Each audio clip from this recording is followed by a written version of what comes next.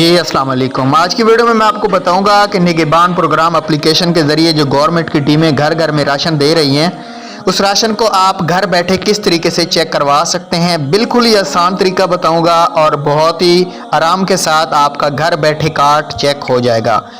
آپ لوگوں کو پتہ ہے کہ لسٹ کے ذریعے بھی راشن دیا جا رہا ہے اور اپلیکیشن کے ذریعے بھی۔ اپلیکیشن ریئل ہے، گورنمنٹ کو آن لائن ڈیٹا جا رہا ہے کہ کس کو راشن دیا گیا اور کس کو نہیں دیا گیا۔